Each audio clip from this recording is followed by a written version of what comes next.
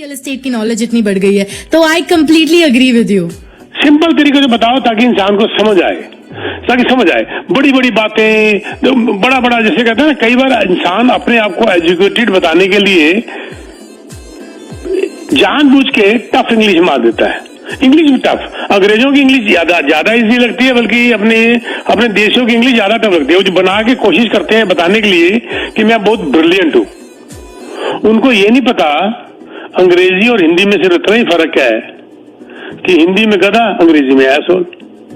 तो फर्क है क्या दोनों में? बात तो एक की एक है, ठीक है ना, बल्कि अंग्रेजी में ज्यादा बुरा लगता है। तो इसलिए सिंपल शब्द जो आदमी के दिमाग में विद एग्जाम्पल, मेरी मदर की ये नेचर थी कि वो हर बात को एग्जाम्पल से बताती थी, तो हमें समझ आए थे। मैथमेटिशियन थे मेरी मदर, उनसे मैंने मैथ सीखा, और मैथ जब सीखा तो उन्होंने मैथ्स के कुछ ऐसे गुण बताए, सीखने के तरीके बताए एग्जाम्पल्स के साथ। चांद तारों के एग्जाम्पल देखे, धरती का एग्जाम्पल देखे, मिट्टी का एग्जाम्पल, पत्थर के एग्जाम्पल, क्या क्या एग्जाम्पल उन्होंने मुझे दे दे के मैथमेटिक्स हम बहन भाइयों को पढ़ाई कि मैं जिंदगी भर, एक तो माँ का कर्जा वैसे ही नहीं उतार सकते, ऊपर से उनके जो सिखाने के तरीके। वही अब मेरे ग्रैंडसन है, 12-13 साल का है, ऐसा मैथमेटिशियन है, वो ऐसी मैथमेटिक्स करता है, कमाल कर दिया उसने। मतलब कि हम हैरान हो जाते हैं कि क्या कर रहा है। और अगर 100/100 नहीं आते, अगर 99.9 आगे तो रोता है बैठ के, मैंने कहा कर दी। तो समझाने का तरीका, एक फार्मूला, जैसे आप पेपर कहते हैं कि जी इतनी जल्दी आपने इंटरेस्ट रेट कैसे कैलकुलेट कर लिया, फार्मूला। इतनी जल्दी कैसे पता चल गया कि 1 लाख के बजाय कितनी आपके बढ़ गया, फार्मूला। तो अगर आपके पास सिंपलिसिटी, सिंपल तरीके से आपके कैलकुलेशंस हैं, हर बात को आप बड़ी जल्दी समझ भी जाते हैं और बहुत जल्दी उसको समझा भी सकते हैं। टफ करना, किसी बात को मुश्किल करके बताना, क्योंकि ये शो करना कि मैं बहुत ब्रिलियंट हूं, आप अपने लिए भी पैरों में कुल्हाड़ी मार रहे हैं और दूसरे को तो बर्बाद कर ही रहे हैं। चलो ऐसे तो मैं बोलता जाऊंगा, लेकिन मार्केट का हाल आपने जो पूछा, मार्केट कुछ संभलती हुई नजर आ रही है। पिछले 1 हफ्ते में कुछ मेरे को एक संभलती हुई नजर आने का मतलब ये नहीं है कि प्राइस बढ़ने शुरू हो गए, गलत मत लीजिएगा। अब लोग रियलिटी की तरफ जाना शुरू हो गए और कुछ अब उस रियलिटी को समझना शुरू हो गए, और अब मार्केट में थोड़ी हवा चल पड़ी। इंटरेस्ट रेट, किसी ने मेरे से पूछा एक शो के अंदर कि जी अब इंटरेस्ट रेट तो 7 तारीख को बढ़ेंगे, तो क्या और मार्केट गिरेगी? सबको जब पता है कि 7 तारीख को बढ़ेंगे, तो बढ़ने के बाद क्यों मार्केट गिरेगी? लोगों को आज ही पता है, अभी से उसका असर होना शुरू हो गया। सबको पता था 7 तारीख को, सितंबर को जो रेट बढ़ना है इंटरेस्ट रेट, अब जो पहले बातें कर रहे थे कि शायद 1% तक बढ़ जाएगा, चांस बिल्कुल नहीं है। 0.75 का उम्मीद है, या उससे भी कम हो सकता है 0.5, क्योंकि इन्फ्लेशन कुछ काबू आता नजर आ रहा है। आपने देखा गैस के प्राइसेस, हालांकि इसको डायरेक्टली इन्फ्लेशन से काउंट नहीं के साथ नहीं ऐड किया जाता, लेकिन फिर भी आपको नजर आया होगा गैस के प्राइस 2 से ऊपर चले गए थे, अब 1.65 1.7 के करीब चले गए। प्लस फेडरल जो इन्फ्लेशन 9.1 से वो उम्मीद कर रहे थे 8.7 तक आएगा, गिरेगा, वो उससे भी ज्यादा गिर गया, 8.5 तक चला गया। और भी चीजें बहुत हैं जो कि इस बात को रीइंफोर्स कर रही हैं कि इंटरेस्ट रेट शायद इस 7 तारीख वाला लास्ट होगा। अगर 0.75 बढ़ा तो शायद लास्ट होगा, अगर 0.5 बढ़ा तो शायद एक छोटा सा जंप और आ सकता है अक्टूबर में। बट मार्केट थोड़ी सी संभलती हुई नजर आ रही है। बायर्स मार्केट में आने शुरू हो गए, हालांकि उनकी अप्रूवल बड़ी टफ हो चुकी है इस वक्त, क्योंकि इंटरेस्ट रेट हाई हो गया। लेकिन दूसरी तरफ से बेनिफिट ये हुआ कि प्राइसेस मार्केट के अंदर गिर गए, तो उसको वहां कंपनसेट कर लेते हैं वो लोग लो प्राइसेस के ऊपर। तो ये कहना चाहूंगा, ज्यादा मार्जिन इस वक्त पड़ रही है, फर्स्ट टाइम बायर को पड़ रही है, क्योंकि वो अप्रूवल बड़ी टफ हो चुकी है। पर देखो आगे आगे चलते हैं होता क्या।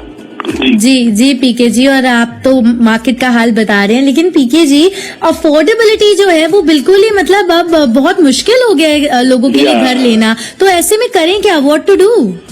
देखो सरकार भी कर रही है। आपको याद होगा ओंटारियो गवर्नमेंट ने फरवरी में इसी साल अपना एक्शन प्लान बताया था, अप्रूव भी कर दिया था कि सिटीज को क्या काम करना है, बिल्डर्स को क्या काम करना है। ये सारे कुछ पॉइंट लेकर आए थे और उन्होंने रिपोर्ट मांगी थी, और ये रिपोर्ट आपने क्वेश्चन बड़े टाइम से किया, बल्कि पिछले शो में भी किसी ने मेरे से यही बात पूछ ली थी। बड़ा अच्छा लगा। पिछले शो में लगता है शायद युद्धवी जी से बात होते सवेरे हुई थी। सिर्फ कल की बात है, ओनली कल, यस्टरडे। देखो आज हम शो कर रहे हैं, कल ही ओंटारियो होम बिल्डर्स एसोसिएशन और building industry and land development association, जिसको बिल्ड कहते हैं, ये प्लान 5 पॉइंट प्लान लेकर आए हैं for crisis in real estate and affordability के ऊपर लेकर आए हैं। ये बिल्कुल उन्हीं लाइंस के ऊपर है जिस लाइन के ऊपर ओंटारियो गवर्नमेंट ने मुद्दा उठाया था और इसके ऊपर एक्शन लेने के लिए कहा था। और जो इसके OHBA, जिसको OHBA शॉर्टवर्ड में कहते हैं, ओबा कहते हैं, जिसका फुल फॉर्म है ओंटारियो होम बिल्डर्स एसोसिएशन, जो इसके CEO हैं लूका, आई थिंक लूका बूसी को ऐसा नाम है, पूरी तरह मेरे को लूका कालो ज्यादा अच्छा है। तो उन्होंने अभी प्रेस रिलीज में कहा कि Ontario needs to build at least 1.5 million homes over the next 10 years। यही ओंटारियो गवर्नमेंट ने पहले कहा था। इसके लिए बड़ा बोल्ड उन्होंने कुछ पॉइंट्स रिलीज किए हैं और मैं आपको बता देता हूं। और कि इनको उन्होंने ये भी रिलीज करते हुए कहा कि but it is not a silver bullet solution to address the shortage, लेकिन it will help a lot इस चैलेंज को हेल्प करने के लिए। सबसे बड़ा वो पॉइंट लेकर आए, इसके ऊपर एक्शन शुरू हो रहा है, जिससे वेलकम फैक्टर या अफोर्डेबिलिटी के ऊपर जैसे आपने क्वेश्चन किया, बहुत इंटरेस्टिंग। इसमें सबसे पहले उन्होंने ये पहला उनका पॉइंट था, making homes more affordable by speeding up approval times. देखिए, अप्रूवल टाइम में 1.5 साल लग जाता है भाई। जब 1.5 साल अप्रूवल लग जाता है तो बिल्डर की कॉस्ट बढ़ जाती है, बुरी तरह कॉस्ट बढ़ जाती है। और आपको हैरानगी होगी कि अप्रूवल से कॉस्ट का क्या मतलब, बहुत बड़ा मतलब है। जब 3% भी अगर इन्फ्लेशन हो, जो कि अभी तो नहीं है, हमारी 8% से ऊपर है, 8% भी मान लीजिए, अगर 3% भी जो टारगेट है BOC का कि हम ले आएंगे, अगर 3% मान ले तो 1.5 साल में 4.5% हो गया। यानी कि अगर एक घर 6 लाख का है, वो 6,25,000 का हो गया। कॉस्ट की बात कर रहा हूं, बाकी छोड़ो। तो ये जो है स्पीडिंग की बात हो रही है। इसके ऊपर ओंटारियो गवर्नमेंट ने म्यूनिसिपैलिटी को पेनल्टी डालने के लिए कहा था। वो मैंने आपको फिगर्स भी सारी दी थी कि अगर वो 120 दिन से लेट करेंगे तो उनको 25% ऑफ करना पड़ेगा। अगर वो 60 दिन के और 120 दिन बीच करेंगे तो उनको 50% ऑफ करना पड़ेगा। ये पेनल्टीज वाला सिस्टम, अगर ये इसको एड्रेस अप्रूवल को फास्ट करते हैं, वो बहुत बड़ा नए घर बनाने में प्राइसिंग को कंट्रोल करने के लिए।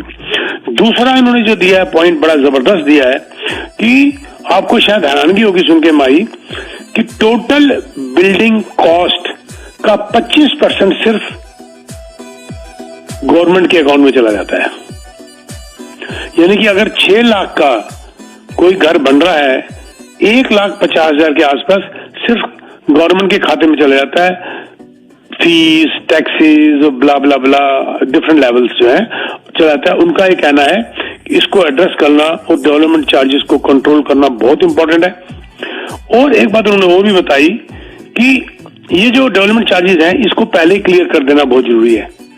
कई बार ये सरप्राइज मिल जाती है और बिल्डर कई बार डेवलपमेंट चार्जेस को ओपन कर देता है क्योंकि उसको खुद नहीं पता होता। अगर ये पहले पता चल जाए इसके ऊपर टोटल खर्चा इतना आएगा तो उसी हिसाब से वो प्राइसिंग में ऐड हो जाएगा। बहुत इंपॉर्टेंट पॉइंट था ये। कई बार लोग कहते हैं जी 10,000 डेवलपमेंट चार्जेस आएंगे, पता चला 25,000 आ गया, तो उसमें बिल्डर को परेशानी, तो बिल्डर पहले वो क्वेश्चन डाल देता है। तो ये बहुत इंपॉर्टेंट है। उसके अलावा लैंड की अवेलेबिलिटी, इसके ऊपर भी ओंटारियो सरकार ने, मेरे को याद है मैंने पॉइंट डिस्कस किया था फरवरी में, कि जो लैंड के ऊपर जब आप भेजते हैं उस नेबरहुड में उनकी परमिशंस के लिए, उसको कंट्रोल किया जाए।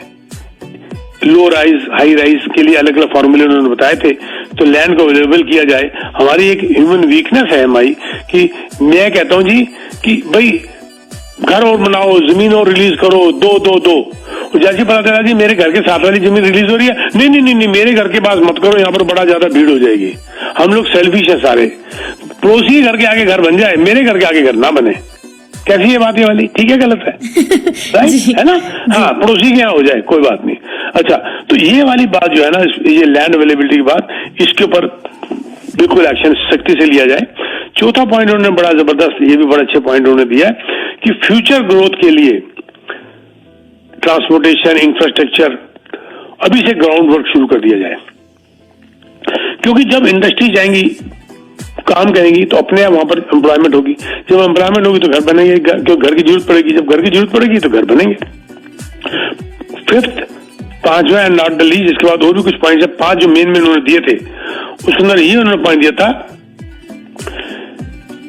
प्लानिंग की जो पॉलिटिक्स चल रही है ना, पॉलिटिक्स इसको एक तरफ कर दिया जाए, अलग अलग पॉलिटिकल जो है पार्टीज की जो पॉलिटिक्स को एक तरफ करके मिलके काम किया जाए, क्योंकि पता चला म्यूनिसिपैलिटी में कोई और गवर्नमेंट है, प्रोविंशियल में कोई और है, पूरे लेवल में कोई और है, तो इसके ये छोड़ के एक रूल बना दिया जाए जिसके अंदर पॉलिटिक्स को एक तरफ अलग से कर दिया जाए।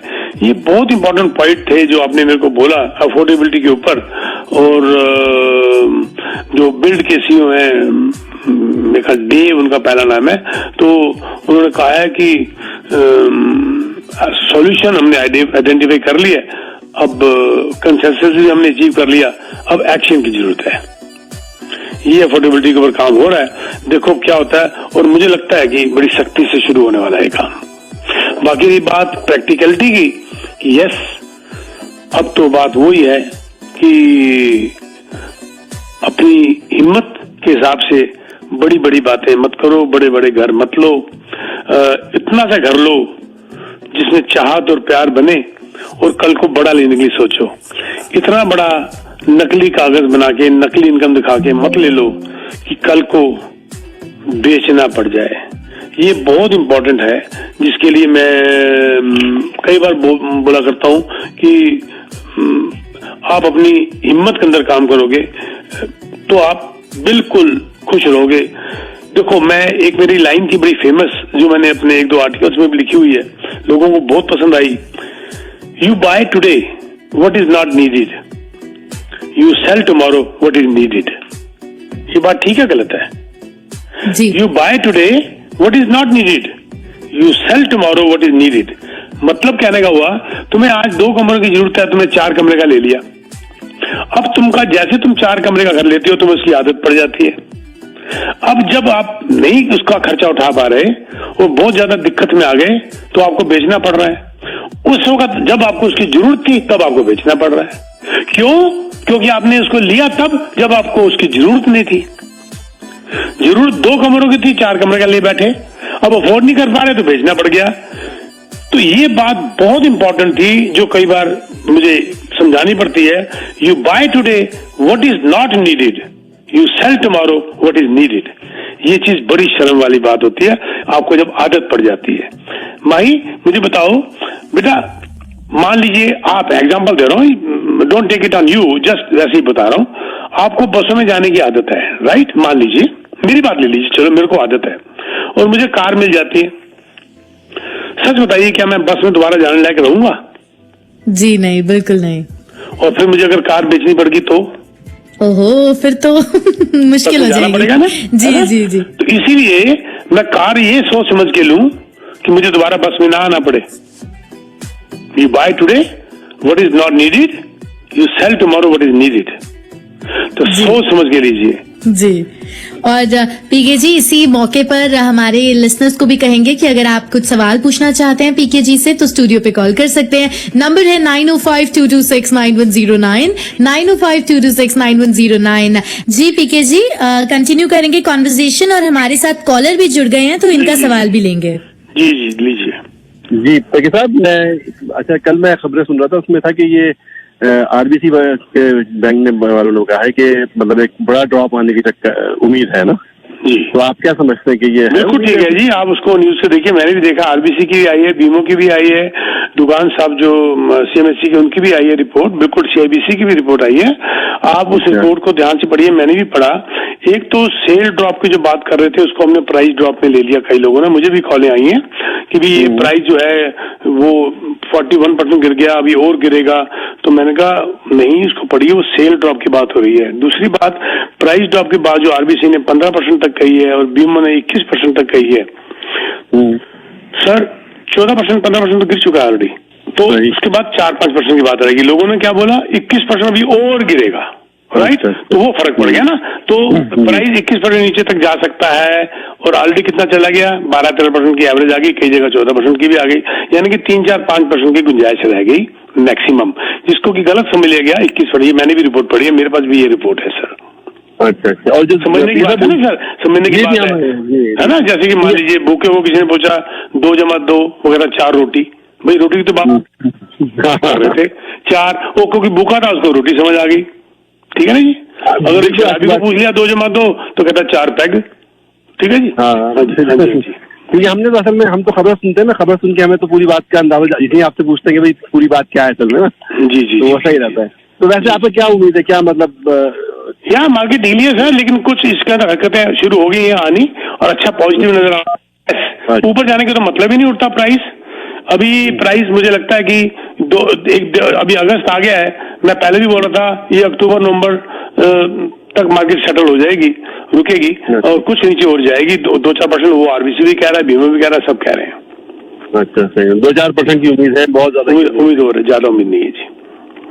हालात बदल के कल को इन्फ्लेशन काबू नहीं हुआ, इन्होंने और इंटरेस्ट रेट बढ़ा दिया तो बात की बात है। 7 सितंबर को बढ़ना, आज का हालात ये कह रहा है। देखिए बहुत से लोगों ने जो है ना ऐसे बुक कराए हुए थे कि अपने घर पे ही मजीद लोन लेकर और जो है ना वो बुक करा लिए कि चलो भाई कीमत बढ़ जाएगी, बेच देंगे असाइनमेंट।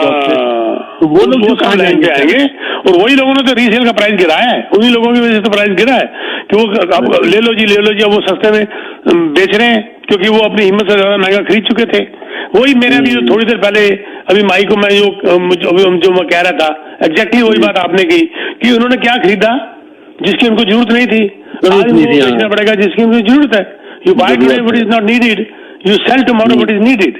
तो ये बहुत इंपॉर्टेंट लोगों के लिए कि भी हाँ बढ़ेगा, वो होता है शेख चिल्ली वाली बात, कीमत तो बढ़ेगी बढ़ेगी बढ़ेगी बढ़ेगी, उनको या तो रियल्टर ने बता दिया या बस उनको मन ने बता दिया। एक होता है ना भाई साहब गलत फहमी, एक होती है खुश फहमी।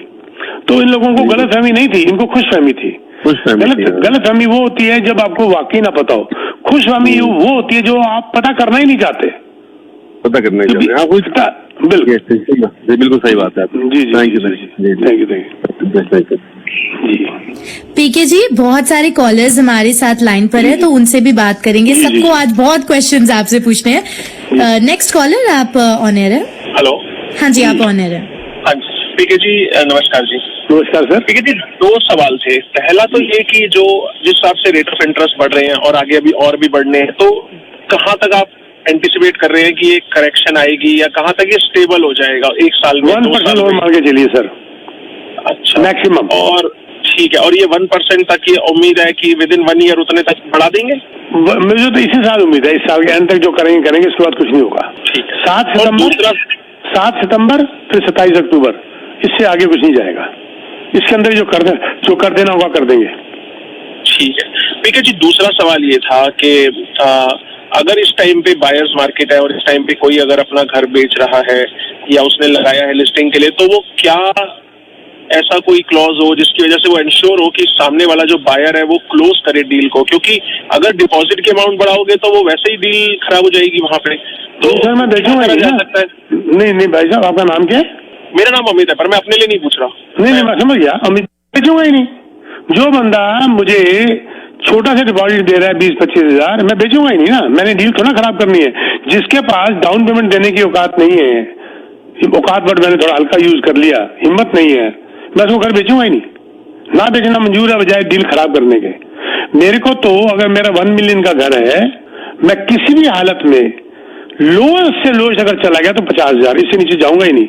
1 लाख वैसे चाहिए होता है मेरे को हमेशा, क्योंकि इसमें दोनों का बेनिफिट है। दूसरी बात अगर मैं बायर हूं, क्योंकि अप्रेजल के अंदर प्राइस कम आ सकता है, तो मैं या तो अर्ली क्लोजिंग की क्लास डालूंगा या एज ए सेलर मैं उसको बोलूंगा जी इमीडिएट क्लोजिंग करो महीने 1.5 महीने के अंदर, या इमीडिएट अप्रेजल कराओ। क्योंकि ये ना हो कि 3 महीने की तुमने क्लोजिंग कर ली और अप्रेजल में वैल्यू कम होगी, फिर आप फंस गए, फिर आपको अपना डाउन पेमेंट के साथ साथ डिफरेंस ऑफ प्राइस का भी देना पड़ेगा।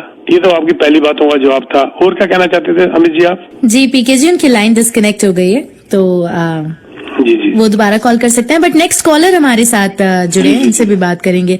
जी आप ऑन एयर हैं, आप अपना सवाल पूछ सकते हैं। हाय पीके जी, कैसे हो? थैंक यू वेरी मच जी, हाँ बताइए। मुझे मेरा ये सवाल है कि जब ऑनलाइन जब प्राइसेस आती है जैसे फेसबुक पे और वहाँ पे जो ऐड डालते हैं, वो बोलते हैं कि लास्ट टाइम बिल्डर ने सेल किया था लेट्स से 1.9 का और वी आर आस्किंग बिलो 400,000 और 300,000, तो नो, कैसे वो ऑल रॉन्ग। आप apple to an apple compare करिए। बिल्डर ने 1.9 का बेचा था, स्क्वायर फीट किया था 4200, आज 4 लाख कम है, स्क्वायर फीट किया है 3900। ये बात ही नहीं बताएंगे आपको। पहला लॉट था 50 फीट बाई 120 फीट, आज लॉट क्या है 40 फीट बाई 80 फीट। ये देखेंगे नहीं आप, ये देखिए। ओके, और जैसे बिल्डर की प्राइस में अभी इतना मार्केट का वो थोड़ा डाउन चल रहा है, बिल्डर की प्राइस में कोई वेरिएशन नहीं आ रहा है मेरे। हाँ, नहीं आ रहा, ये बात आपने ठीक कही। क्यों नहीं आ रहा? क्योंकि बिल्डर की कॉस्ट पूरी नहीं होती, कॉस्ट इतनी बढ़ गई है कि बिल्डर बेचेगा ही नहीं, इससे अच्छा बनाएगा ही नहीं। तो देखो भाई साहब, आप अगर बिजनेस करते हैं, अगर आपको बिजनेस में प्रॉफिट नहीं हो रहा तो आप बिजनेस क्यों करेंगे? मार्जिन, अगर आपने मान लीजिए एक पेन बनाना शुरू किया और पेन की कॉस्ट आपकी 50 सेंट की आ रही है, आपको कोई कहे जी 50 सेंट में बेच दो, तो आप रोटी कहां से खाएंगे? बिल्डर्स की कंस्ट्रक्शन कॉस्ट इतनी बढ़ चुकी है, अभी पीछे लेबर की स्ट्राइक थी, लेबर कॉस्ट इतनी बढ़ चुकी है। अभी मैंने बात की परमिट 25% उसकी कॉस्ट म्यूनिसिपैलिटीज को और गवर्नमेंट के खर्चों में चली जाती है। वो प्राइस कम कर ही नहीं सकता ना। आप देखिए ना, बिना बंद हो गए, कुछ प्रोजेक्ट फेल हो गए क्योंकि डिले की वजह से। इतना डिले हो गया कि कॉस्ट बढ़ गई, कॉस्ट बढ़ गई तो वो लॉसेस में चले गए, फाइनेंशियल ट्रबल आ गई उनको। तो जब प्राइस बिना कम किए ही कई बिल्डर बंद हो गए, तो प्राइस कम होने की तो उम्मीद ही मत करिए ना आप। ये ऑटोमेटिकली डिमांड एंड सप्लाई को सेटल कर देगी। जब घर बनने कम हो जाएंगे तो डिमांड बढ़ जाएगी, जब डिमांड बढ़ जाएगी तो प्राइस बढ़ जाएंगे, प्राइस बढ़ जाएंगे तो बिल्डर फिर दोबारा बनाने शुरू कर देगा। वो बात आपकी ठीक है कि बिल्डर जो मिसयूज कर रहा था और जो लाइन्स में लगा के 10-10, 20-20, 30-30, 50-50 हजार फालतू दे देते थे बिल्डर को कि मैंने लेना, लाइनें लग जाती थी, अब वो लफे बिल्डर के चले गए। अब रियलिटी आ गई, सच्चाई आ गई और आपको एक प्रैक्टिकल, बिल्कुल सही fair play, fair game, fair ground, उसके ऊपर अब आप बाइंग एंड सेलिंग कर रहे हैं। ओके, एक लास्ट सवाल जी। और मैं देखा वो उनके पास शायद लग रहा है कि सारा प्री प्लान है। वो बोलते हैं कि बेचवा 2024, 25, 26 तक डेट बढ़ा देंगे, 5% डाउन पे चले जाएंगे या बेसमेंट फिनिश दे देंगे। तो सारा सब कुछ उनके पास रेडी होता है क्योंकि उनकी प्राइस उनको ज्यादा नहीं लगती है बनाने की, जितनी वो कस्टमर से चार्ज करते हैं। ये तो कर रहे हैं वो, ये आपकी बिल्कुल ठीक बात है। जहां पर उनको कुछ खास फर्क नहीं पड़ता वहां पर कर रहे हैं। आपको 5% में कहते दे देंगे, कितना इंटरेस्ट है? कुछ भी नहीं है भैया। 10%, 5%, 2-4 हजार का तो गेम खेल लेंगे वो। बेसमेंट आपको फिनिश दे देंगे, बेसमेंट जो है फिनिश दे देंगे। उनको ड्राई वाल बना के देनी है क्या? उन्होंने कहा है कि आपको अपार्टमेंट बना के देंगे? नहीं, बेसमेंट फिनिश का मतलब क्या? ड्राई वाल लगा के आपके हाथ में पकड़ा देंगे। पर जब आप उनको बोलोगे जी फिनिश बेसमेंट के अंदर मुझे वॉशरूम भी चाहिए, तब वो बोलेंगे जी 5,000 एक्स्ट्रा। जब आप कहोगे जी उसके अंदर मेरे को रफ इन किचन चाहिए, वो कहेंगे जी 5,000 एक्स्ट्रा। वहां पर जुड़ना शुरू हो जाएगा। ये मार्केटिंग का एक तरीका है कि जी आपको बेसमेंट फिनिश दे देंगे। पर क्या फिनिश दे देंगे? जैसे मान लीजिए आपको विंडोज कही 18 इंच की रेगुलर है, वो बेसमेंट फिनिश हो या ना हो, 18 इंच की विंडो जाती जाती है। आपने कहा ये तो बड़ी छोटी है, 24 इंच कर दो, वो कहते हैं जी $500 पर विंडो दे दो।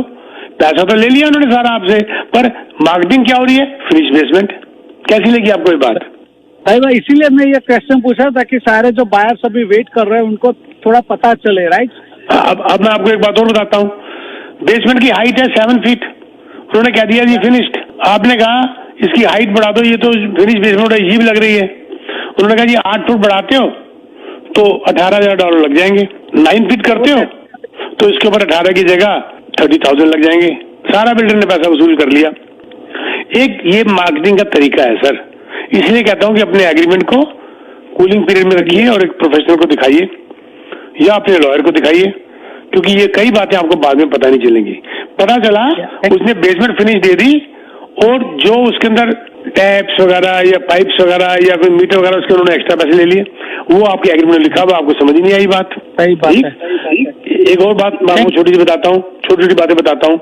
मान लीजिए आपको उन्होंने कहा जी हम आपको आपके बेसमेंट की हाइट 9 फीट दे देंगे।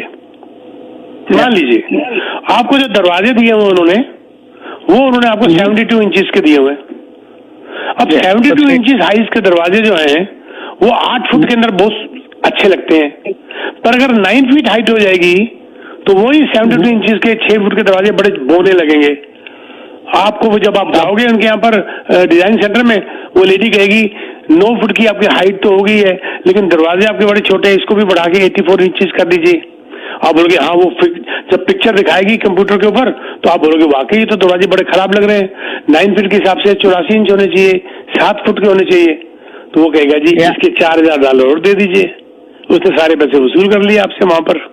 भाई आपको कैसी लग रही है बातें ये वाली? मुझे तो पीके जी बड़ा मजा आ रहा है। कुछ और इनका क्वेश्चन ही कितना अच्छा था, इन भाई साहब ने क्वेश्चन कितना अच्छा किया ना, क्रेडिट तो इनको जाता है जी। आपको क्लियर हुआ आपके कंसेप्ट? नहीं, मेरे कंसेप्ट क्लियर हुआ। जब मैं बाइक ढूंढ रहा था घर, तब मैं बिल्डर के पास गया, देखा, तब जाके पता चला। तो मैं दोस्तों मेरे पूछ रहे हैं मेरे से ये है, तो मैं उनको बता रहा हूँ। अच्छा, जब मैं कितने लोगों को बताऊंगा, अगर चाहे मैं किसी एक प्रोफेशनल को क्वेश्चन पूछूं और वो आंसर दे, तो बात कोई मानता है, मैं बोलूं और आप बोलो, उसमें फर्क रहता है ना। वो हो सकता है, लेकिन मेरा तो बात यह है कि सच कहना सुखी रहना। मेरा एक बड़ा पुरानी मेरी कहावत है ना, सुखी रहना। बस सीधा कह दिया, अगले को बुरा लगे भला लगे। I am not here to make you happy, I am here to tell you truth. सच्चा कह दिया, मेरा मन साफ, नींद अच्छी आती है, और सच कहने का फायदा कल भी वही था, आज भी वही है, और कल भी वो होगा। तो मुझे कोई याद रखने की भी जरूरत नहीं है। मुझे तो आप याद ही करते रहोगे, मैंने कल क्या कहा था माई को, परसों का क्या था माई को, मैं यही लिखता रहूंगा बैठ के। सच कह दिया, कभी भी याद रखने की जरूरत नहीं है। सच सच है, जो कल था, जो आज है, जो कल होगा, सेम। नहीं, आपकी बात सही है। मैं इसीलिए वो आपका जो प्रोग्राम सुनता हूँ, सब क्वेश्चन आने का मुझे यही आंसर है कि हम घर पे जैसे मंत्र बोलते हैं, पढ़ाई करते हैं, पूजा पाठ करते हैं, लेकिन हम भी कथा सुनने जाते हैं, क्योंकि उनकी बात ज्यादा समझ में आती है। वैसे आप हो कि आपकी बात ज्यादा समझ आती है। हम किसी को बोला कि वो मानेंगे नहीं पहले तो। जी, आप गुजराती है ना भाई साहब? हाँ, मैं गुजराती हूँ। आपकी आवाज बहुत मीठी है, बात गुजरातियों की आवाज ऐसी होती है। और गुजराती जो है ना, मैंने को आपके बात करते मैंने पहचान लिया, मैं आप गुजराती हैं जी। Thank you sir, thank you very much. मेरे पास बहुत बड़ा ग्रुप है गुजराती का, और बहुत समझदारी से गुजराती काम करते हैं, और उनका दिमाग इस मामले में बहुत अच्छा चलता है, और मुझे उनको समझाने में ज्यादा टाइम नहीं लगता, और वो बहुत जल्दी समझ जाते हैं, और बहुत इंटेलिजेंट है। और आई अप्रिशिएट आप लोग जिस ढंग से काम करते हो। आप वो नहीं हो बढ़ के मारेंगे बल्ले बल्ले वाली बात नहीं, आपकी कर देंगे चकलांगे पट्टे। आप कहते नहीं भैया, पैसा कैसे बोलता है, ऐसे काम करेंगे हम तो जी। सही बात है, थैंक यू जी। Thank you, thank you ma'am. जी पीके जी, मतलब मैं तो सच्ची बता रही हूँ पीके जी, मैं आपकी बातों की फैन हो गई हूँ। आप जिस तरीके से एक्सप्लेन करते हो ना सिचुएशन को, क्वेश्चंस को, बड़ा मजा आता है सुन के। एंड आज सुबह भी शो में जब मैं आपकी बातें सुन रही थी, आप वो बात बता रहे थे कि आपके अलग अलग क्लाइंट्स होते हैं, तो आपने फाइल्स बना रखी है, blue star, red star, green star. जी बिल्कुल, वो बहुत ही इंटरेस्टिंग था। कितना इजी सिस्टम है ना, red star, blue star, green star, कितना इजी सिस्टम है। जी जी जी, तो रेड स्टार किनको मिलता है? रेड स्टार उनको मिलता है जो हमको कहते हैं कि बस हमने जो मांगा हमें यही दो। हमारे से पूछते नहीं है कि भाई नहीं मेरे को ये चाहिए, हवा आ गई, हवा चल रही है मार्केट में, इसकी मुझे ये दे दो, हाइप बनी हुई है मुझे ये दे दो, या मुझे ये यूनिट दे दो, या मुझे ये प्रोजेक्ट दे दो। हम कहते हैं भी हमारे हिसाब से इससे ज्यादा अच्छे प्रोजेक्ट मार्केट में हैं। नहीं जी, आपका नहीं है तो अलग बात है, मुझे तो यही चाहिए। अब हम भी बिजनेसमैन हैं, हम अगर ऐसे मना करना शुरू कर देंगे तो हम रोटी कैसे खाएंगे? हम उसको वो वाला यूनिट देके, उस प्रोजेक्ट में देके, हम उनको एक रिटर्न कंफर्मेशन भेज देते हैं कि जैसा कि आपने ये यूनिट हमसे मांगा, इस बिल्डिंग के अंदर आपकी रिक्वेस्ट के हिसाब से हम आपको ये यूनिट दे रहे हैं। अब वो रेड फ्लैग में आ गया, और हमने वो प्रूफ अपने फाइल में डाल दिया। फाइल में इसलिए डाल दिया कि कल को जब वो कहेगा ये आपने मुझे क्या प्रोजेक्ट बेचा, इसके अंदर प्रॉफिट तो बहुत कम हुआ, बाकी के अंदर 4-4 गुना हुआ, तो हम कहेंगे जी ये आपकी ईमेल थी, ये हमारा जवाब था, ये सर प्रोजेक्ट आपने हमसे मांगा था, हमारी सलाह देने के बावजूद आपने कहा मैं यही लूंगा क्योंकि आपका चाचे का बेटा भी यही ले रहा था, या आपकी मासी की बेटी भी यही ले रही थी, तो आपने भी ये ले लिया, तो हमने आपकी डिमांड के हिसाब से आपको दिया था, हमने आपको ये बेचा नहीं था, आपने हमसे लिया था। कैसी लगी आपको? बहुत, ये रेड फ्लैग है जी, बहुत ही अच्छी बात। ब्लू क्या है? ब्लू स्टार क्या है? फोन किया पीके जी 1.5 लाख पड़ा हुआ, इन्वेस्ट कर दो। कहाँ कर दो पीके जी? जहां आपको अच्छा लगता है। अब कल क्या था, नहीं कल परसों ही बड़े अच्छे सज्जन मेरे पास आए, अकाउंटेंट बड़े सीनियर, आके ड्राफ्ट देने आए थे। पीके जी मैंने बात ही नहीं करनी, आपको जो अच्छा लगता है दे दो। कैसी लगी बात? अब जब उस इंसान ने हमारे ऊपर सारी बात डाल दी, तो हमारी कितनी जिम्मेवारी बढ़ गई। अगर तो मैं उस जिम्मेवारी को मिसयूज करता हूं और गलत चीज दे देता हूं अपनी कन्वीनियंस के हिसाब से, तो मैं तो जानवर हो गया, मैं इंसान तो हुई नहीं फिर। लेकिन जिस बंदे ने मेरे पे विश्वास करके मेरे पे सारी बात डाल दी और कहा कि यो लो 1.5 लाख मैंने दे दिया, अब आप मेरे को अच्छा सा प्रोजेक्ट दे दो, तो माही रात की नींद मेरी उड़ जानी चाहिए कि जिस आदमी ने मेरे पे विश्वास किया, अब मेरा फर्ज बनता है कि मैं बेस्ट से बेस्ट क्या लाके दूं, विश्वासघात ना हो। तो वो भी हमारे पास पूरा सीक्वेंस ऑफ कॉरेस्पॉन्डेंस उस फाइल में डल जाती है। उसको हम ब्लू स्टार लगा देते हैं कि ये बंदे ने हम पे डिपेंड किया और हमारी जिम्मेवारी बहुत ज्यादा बढ़ गई इसको लेके देने के लिए। जी एंड पीके जी, एक और कॉलर हमारे साथ जुड़ गए, इनसे भी बात करते हैं। जी आप ऑन एयर हैं, इनकी लाइन ड्रॉप हो गई पीके जी। हाँ, कोई बात नहीं। लास्ट मैंने आपसे बात की थी, रेड ब्लू और ग्रीन। जी, ग्रीन के अंदर ग्रीन सिग्नल नाम से पता चल जाता है कि जिन्होंने हमें कॉल किया, हमने बैठ के डिस्कस किया, म्यूचुअल एग्रीमेंट के अंदर हमने कोई उनके लिए एक इन्वेस्टमेंट लेके दे दी, चाहे वो रीसेल हो चाहे वो इन्वेस्टमेंट हो। हमने म्यूचुअल बैठे, हमने आपस में डिस्कशन किया, प्रोफाइल चेक किया और आपस में म्यूचुअल डिस्कशन के अंदर म्यूचुअल जो कहते हैं एग्रीमेंट के अंदर हमने उनको एक घर लेके दे दिया। ना उन्होंने हमारे पे प्रेशर डाला, ना उन्होंने हमारे पे पूरा छोड़ा, लेकिन हमारा म्यूचुअल आपस में एग्रीमेंट था, उसको हम ग्रीन स्टार कहते हैं। जी एंड पीके जी, आप तो अपने क्लाइंट्स की साइकी में भी मतलब आप इंटरेस्टेड होते हैं, आप तो बात करके ये पता लगा लेते हैं किसके दिमाग में क्या चल रहा है। That is so interesting. तो कैसे करते हो आप? वो जरूरी वो एक्सपीरियंस ही होता है बेटा, वो ऐसे नहीं होता, एक्सपीरियंस ही होता है। तो वही बात भी, अच्छा फिर आप मेरे शो सुनती है सुन वाले सारे? बिल्कुल ध्यान से सुनती हूँ पीके जी, मैं मिस नहीं करती हूँ। ट्रेनिंग जो होती है ना हमारे एजेंट्स की, तो उनको साइकोलॉजी बताई जाती है कि साइकोलॉजी स्टडी करना बहुत जरूरी है हस्बैंड वाइफ का, जब दोनों बैठे हुए हैं या पार्टनर्स भी क्यों ना हो, क्योंकि जब आप उनकी साइकोलॉजी उनको स्टडी नहीं कर पाते तो आप सेल नहीं कर पाते और उनका झगड़ा भी हो जाता है आपस में। फॉर एग्जाम्पल कि मैं बता रहा था कि अपने एजेंट्स को मैं बताता हूं कि सपोज करिए घर में चल बीवी की रही है और आप बीवी को इग्नोर करते जा रहे हैं और हस्बैंड के साथ चल रहे हैं, अब कभी घर बेच नहीं पाएंगे, क्योंकि वाइफ जो मांग रही है वो कुछ और है। हस्बैंड, हम लोग अक्सर तीन बातें किया करते हैं, हम स्पेशली हिंदुस्तानी, हर एक घर में ये बात लागू नहीं होती, पर चाहे वाइफ हस्बैंड से ज्यादा कमा रही है, पर मेजॉरिटी ऑफ घरों के अंदर जो बजट है वो आदमी के हाथ में होता है, चाहे और ज्यादा कमा रही है ऐसे घर 10-12% जहां पर वाइफ के हाथ में सारा बजट है। लेकिन अब क्या है कि वाइफ जाती है, लेडीज ज्यादातर जाती है वाव फैक्टर के अंदर, वाव मैंने किचन बड़ा पसंद आ गया, मैं तो लेना ही लेना है, ये क्या बात है, वो मास्टर बेडरूम या टॉयलेट्स या वॉशरूम्स बड़े अच्छे हैं। जैसी वो डालेगी, हस्बैंड अपनी पॉकेट में हाथ डालेगा और वो बजट की तरफ चल पड़ेगा कि मेरा बजट 1 मिलियन का था, ये 1.3 मिलियन में कैसे करूं। तीसरा आता है रोल इसमें रियल्टर का, जो देखता है कि कमर्शियल सेंस बनती है कि नहीं बनती। कमर्शियल सेंस के अंदर आती है बात कि एरिया कैसा है, स्कूल कैसे है, प्राइस कहां तक ये जायजा लेना और कल को उसकी रीसेल वैल्यू क्या है, क्या क्या डेफिशिएंसीज हैं डीमेरिट सेंस की।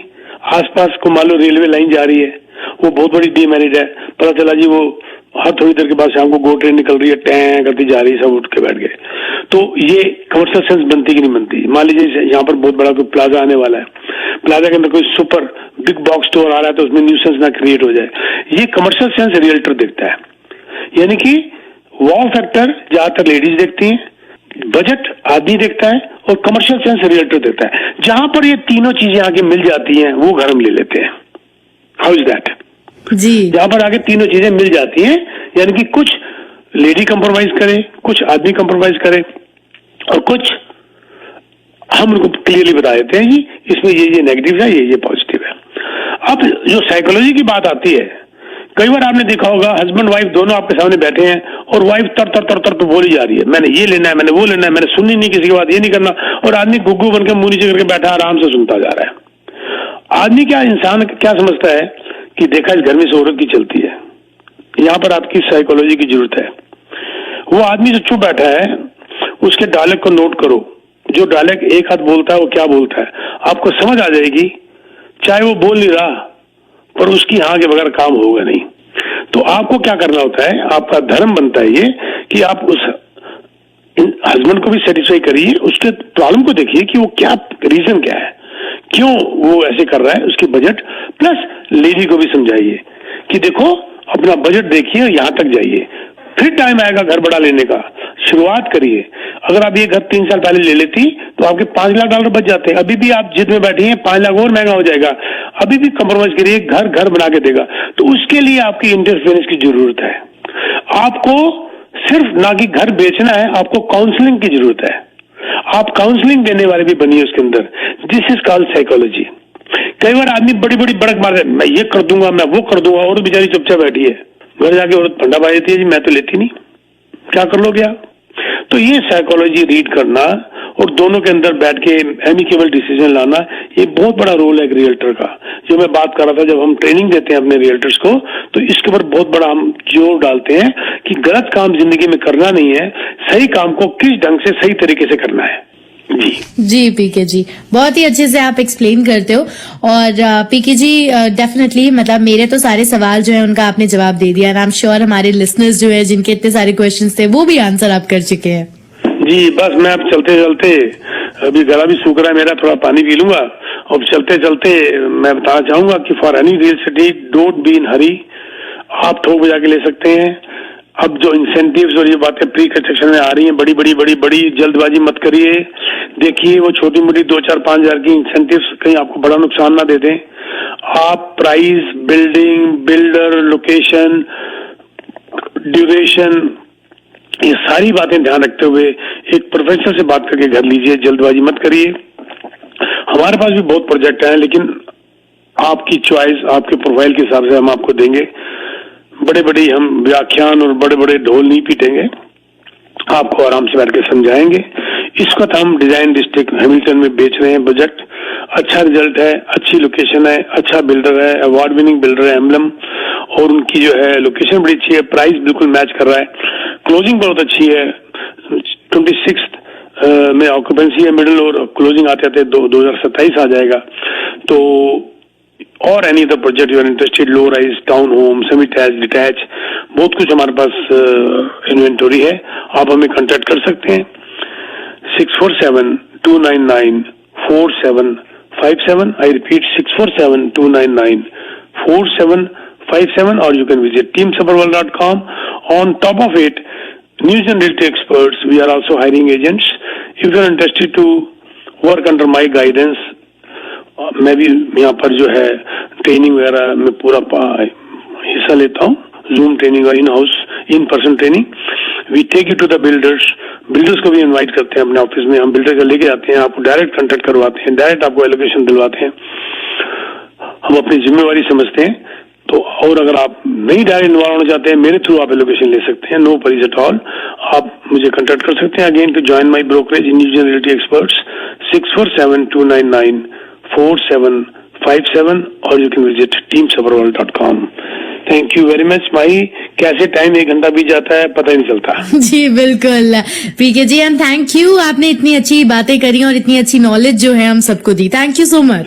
Thank you ji.